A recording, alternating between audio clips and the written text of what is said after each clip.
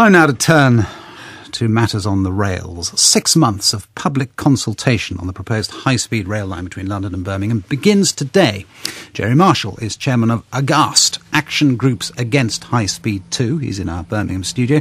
And Julie Mills is director of Greengauge 21, a group that campaigns for high-speed rail. She's in Brighton. Good morning to you both.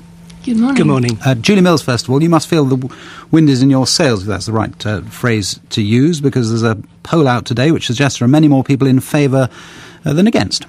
Well, it's a very exciting time. We're waiting for the details from government today on the consultation for High Speed 2, and it's going to be a great project for this country. Jerry Marshall? Well, I think the problem is that the economic case absolutely doesn't stack up, and there's a much better and cheaper alternative.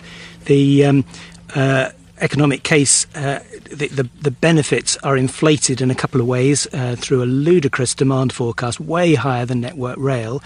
And then the benefits are also inflated by assuming that business people are completely unproductive when they're on a train, and therefore the time savings when you reduce the time on the train produces massive benefits. But of course, you know, we all get out our laptops and connect up with the wireless and use our time very productively. And of course there is this much better alternative, Rail Package 2. It's been a bit covered up by the government, but it produces a 135% increase in capacity, far more than we need. And that would just be an update of the existing line? It's dealing with 7 pinch points and new rolling stock, so massive increase in capacity for a much lower cost. Julie Mills? Well, actually, I think there is a very good business case for High Speed 2, and getting back to why we ultimately need it, it's about delivering the extra capacity we need for our transport systems, and it delivers far more capacity than an upgrade of the existing network can do. Yeah, but the point Jerry Marshall made there, he made two important points. Number one, that the figures actually are wrong that the government is using. They've been way too generous to those who are in favour of high-speed rail. And the other point that he makes is actually you could do up the existing lines.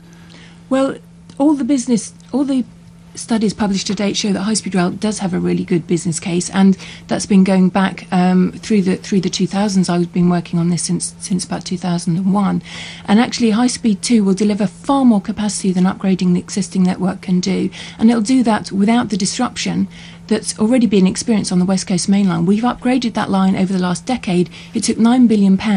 We had 10 years worth of disruption. The people living along that line don't want to repeat that again. Jerry Marshall, that's an important point about disruption, isn't it? I agree, it was a lousy project, very badly managed, but this will be a much more specific. It doesn't cover the whole line, it's just particular pinch points.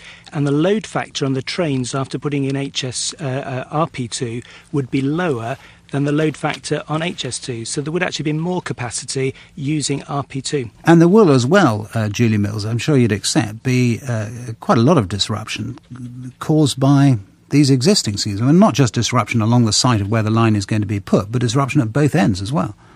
Well, there'll be some disruption, but we don't believe it'll be anywhere near as much as upgrading the existing network. And actually, High Speed 2 is going to deliver a lot of benefits that upgrade of the existing railway won't deliver. It's going to reduce journey time substantially, not just between London and Birmingham. Well, hang on a second, it's half an hour, isn't it, between London and Birmingham? Well, actually, I think it's less than that, if I can say that. It's only 11 minutes less than Sir Richard Branson reckons that Virgin will manage to Birmingham by the time that HS2 actually starts. Well, Julie Mills, what's your figure? Let's try to agree on at least a figure for the time we're going to save on a journey to Birmingham. Unfortunately, Sir Richard Branson can't achieve those journey time reductions unless there's more capacity available to do that. The line's already full up. You can't operate the trains any faster than they're going at the moment. But the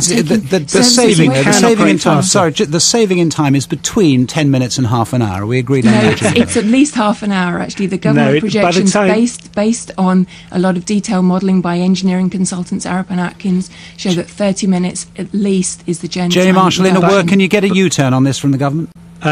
We will do. Our fear is that it'll be into the next government, and this will be a Nimrod project, and we'll have squandered billions of pounds on it before finally the government comes to its senses.